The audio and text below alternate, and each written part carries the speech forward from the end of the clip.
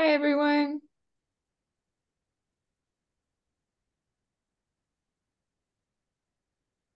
Okay. Okay, bonjour tout le monde. Hello, everyone. I hope you're having a great day. Welcome to our second last reading network session for this school year, Dynamiser pour développer les lecteurs. And today we're going to be chatting about responsive literacy instruction. And you're here again with Angeline and I. We do have one more session next Wednesday at 4 o'clock. Chantal is going to be joining us for a session on la lecture à voix haute. So we hope you're able to join us for that. If you registered for this session, you're automatically registered, so you'll get the link again next Wednesday. So before we get into responsive literacy, we want to take a moment for our reconnaissance territoriale. La OPLV reconnaît que les activités de notre organisation et celles de nos membres se réalisent sur des terres des Autochtones. Nous sommes reconnaissants de pouvoir travailler et vivre sur ces territoires.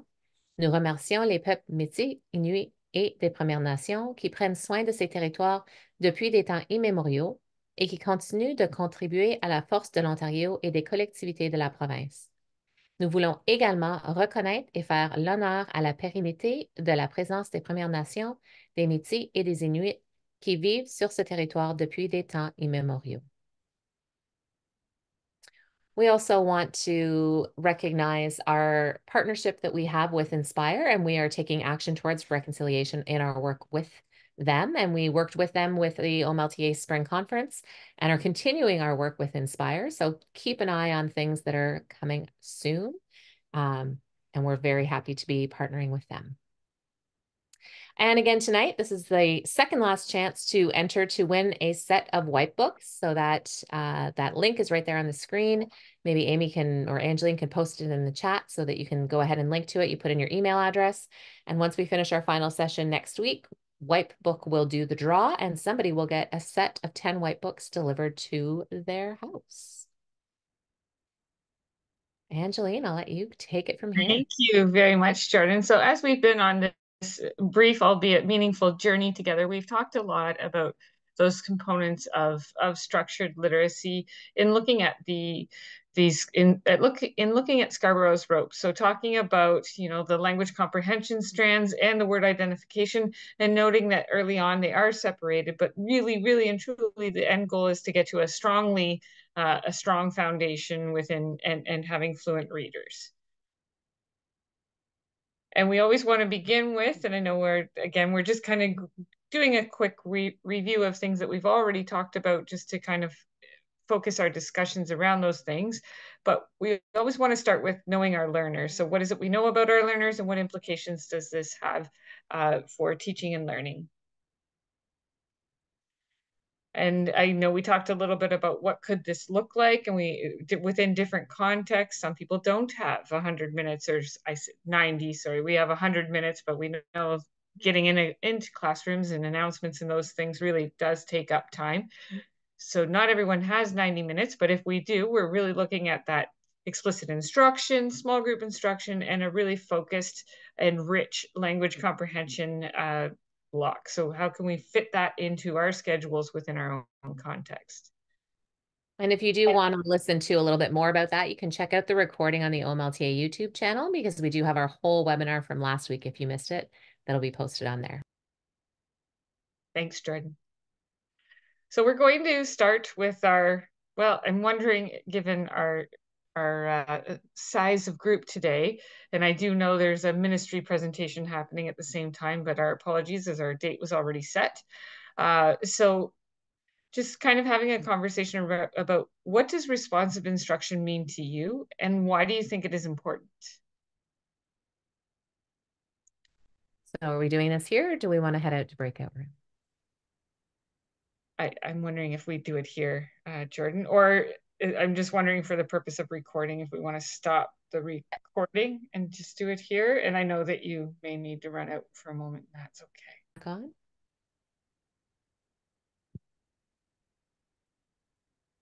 So I know we've talked a lot about, looking at the instruction that's happening in our classroom and making sure that we are responding at all levels. So that tier 1 instruction, ensuring that we have some really rich tier 1 instruction. And I'm going to say that we use those screeners and diagnostics to support, to inform our tier 1 instruction also, and knowing that we're always working with our colleagues around us. So just how can we work with them, and maybe team planning together to support that tier 1 instruction. And then looking at this model, Jordan, I'll let you speak there. There we go. Sorry, I had a little microphone issue there. The outcomes-based model, and we did talk about this early on. So using the tools that we have, the assessment tools that we have to identify our students at risk through those screeners, right? That red flag. And we talked about this in Knowing Your Learner. And again, you can find all these on the YouTube channel. So we start by identifying our students at risk, identifying those red flags through that screening. And from there, we can determine their individual needs, and we do that through our diagnostic assessment. And then from there, we plan. What are we going to do? We put in place that instruction that is meeting the needs of the students based on what we found in that diagnostic assessment. We've used that to inform our instruction. And as we go from there, then we are going to evaluate the plan by progress monitoring. And that can be done once a week, once every second week, to make sure that we're on the right track and to make sure that we're finding issues right away. So if a student hasn't understood something, hasn't comprehended, we know right away, not 6 months from now when we do our next diagnostic assessment. And right away, we can make those changes. We can modify, or we can stick with the plan if things are going well. And all of that's through our progress monitoring. And that's sort of on the bigger scale in terms of assessment. We've got this great diagram. Sorry for the words right there. This is from onlit.org, and there's a version in English and a version in French. And it's just a decision tree to help us look at where our students are and what our next steps might be. So if we're struggling with phonics, we might need to go back and look at phonemic awareness. If we're going well with phonics, we might be ready to move into that decoding piece and looking at, different texts. So this kind of gives us that forward and back that we can go to so that we know those steps and allows us to make those decisions. So reflection for responsive instruction, some stop, starts, and continues.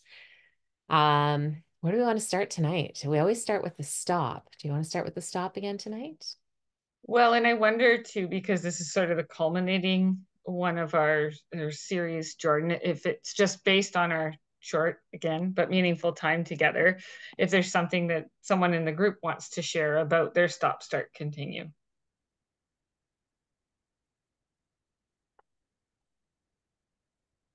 We can maybe start with an example though. So let's see. For my stop, I think my biggest stop, it would be when I'm working with teachers, not getting into those finer pieces of work, of being responsive to all the students in their class. Going away from that sort of big class picture and taking a look at some of the options for differentiation, some of the options for the tools that we have to meet students at the level that they're at, and working with teachers to help them find the tools that help them to discover those things, the assessment tools that they need to get there. And for me, I'm thinking this stop is really looking at what I used to do and blaming myself for things that I used to do, but also letting go of that. So like it's kind of I'm going to stop blaming myself, but make sure that I'm starting to make those shifts and do everything I can to provide opportunity for all learners in the classroom. And sometimes that's hard, right? Letting go of what we're comfortable with and pushing our own thinking. It's not easy. I'll stop there. Does anyone else want to share their? Okay, great, Tanya. Even thinking, I think of what we're doing now, that what we've added that is really good, that I like a lot of teachers that I've worked with have had really good practices, but actually stopping and saying, how can we meet our goals effectively, or by keeping some of the things in our literacy block that we've already had, is it sort of redundant? Does that make sense? Are we getting to the same goal in like what can we cut out of what we used to do that, am I being clear? Giving what we're starting now, what can we remove that isn't needed because we're doing the same thing? I don't know. Am I speaking germ? Well, and I think in some Doing things cases, better. so uh, it's What can we interesting. stop to get that goal with what we're doing now? Like now that we know where we're focusing on. And I think it kind of makes connections to what I was saying too. And I think knowing better, we have to do better. So as we learn more, like we just have to, like it's important that we do the best that we can to support all of our learners. And I was just having a conversation actually with Amy today about, what this looks like in structured literacy and some of the things that we really need to encourage people to make some shifts, and how can we do that in a meaningful way that's going to be supportive. Mhm. And there are things that we do need to stop. As much as we want to be sort of accepting of all things, there are things in our past literacy practice that we just do need to stop. Yes, Amy, it does. The Anita Archer cut the fluff. Like really, what do we really need to get right down to? And it's hard because sometimes fluff is easier to find, and fluff fills days in time, but is it really getting to our end goal? Lisa, did you want to share? Yeah, I would say just stop being afraid of what those results in the screener or progress monitoring are going to show you, because, well, what do I do with it? And I'm afraid to ask a question. Does that mean I'm a bad teacher? And then start asking questions of your colleagues to say, hey, this kid hasn't made any progress. Can you help me? Here's my data. And more collaboration, either That's in your building or across schools. Or across countries, right, yeah. Lisa? I think that's such a great one, because I think there's sort of this stigma around screening as we've started, with the numbers and the red and the yellow being right up there and it being a judgment piece, when it's really not intended at all to be a judgment. It's intended to show us where we need to work with our students to give them the skills that they need to be able to read. And so, yeah, it's such a great point. Well, and I think we're in a really unique situation in Ontario, because there are maybe uh, things that kind of maybe voices that speak very loudly that make us feel like we should be afraid of that data. So, when we have conversations with federations and whatnot, ensuring that they understand that this is actually a helpful tool for educators. This data is very helpful for us and can be very beneficial to us in our in our profession. Does anyone have a start or a continue that they want to bring up? Jordan, I really want to share my continue, if that's okay. All right, So share your my continue is I'm going to continue to be extremely passionate about this and advocate in any space, in any way that I can, to support professional learning and resources for French immersion educators so that they can have that strong impact on their students in their French immersion or French as a second language classrooms in general. Sorry, I know I targeted French immersion because I do find many of our participants in this are that, but really just keep advocating and keep going. That's what I'm going to continue doing. A great continue, Angeline. I feel the same way. My other continue is to keep talking about assessment as much as I can, to keep bringing it up and to keep talking about how great it is and how it's not a judgment, and how great it is to know what your students need and be in this place where we have all these great tools to be able to give them what they need. We can understand where they're at and we can understand what to do next, instead of just, like I said, in the past, kind of doing this, like, I think maybe we try this next. And I agree with Amy's comment. It's that empowering piece, right? And so I don't know. I think for a little while, I know in my role, we were helping overcome any barriers by providing lots of things like just here because of what we went through with the pandemic, all of those things. And I do think that it is important, but I think empowering is really where we want to be. We don't want to give everything. We really want to empower educators to feel that sense of that they can do it. Does anyone have a start? Anything that they want to start doing, or maybe even that they're not sure how to go about doing yet, but they would like to learn more about, look into?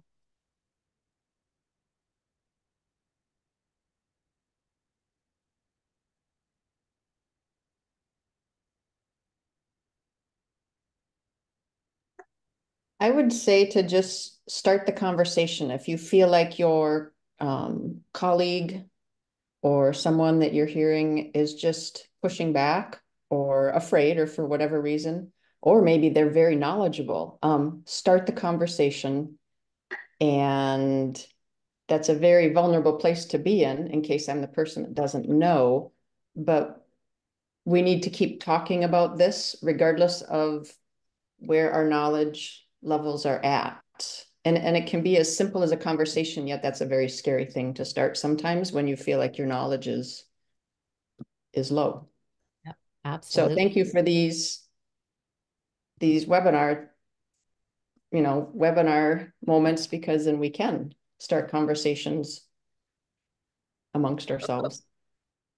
And you just made me think it's really important for us to respect where everyone is in their, like, whatever your entry point is, the fact that you're entering and wanting to learn. I think that if we could all take that stance, that learner stance, if this is a really, really exciting, and also respect that people are coming in at different entry points, and that's okay. That's how we're going to continue to collaborate and move forward. Is there Well, anyone? look Okay. at a couple more discussion questions, and I'll stop the recording so that anyone who's feeling a little shy on today's session.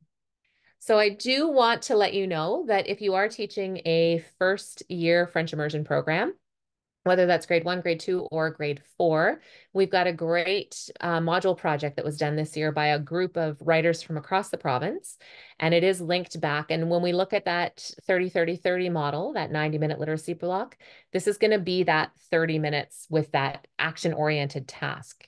And all of the lesson plans are going to be in there. This should take you all the way through to the end of term 1. And as well as the centerpiece in the middle, and it's going to link to Sonograph that's going to be available on Angeline's board's website.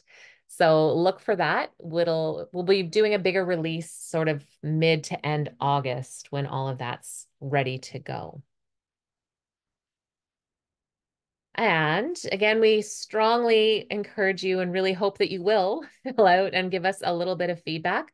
We need this feedback for our ministry reporting on what we've done this year and to help us plan future sessions. Like we said, we put in for some funding again for next year's reading network. And so it helps us to kind of be responsive to you and what you're looking for. All right. And we do have a prize for tonight.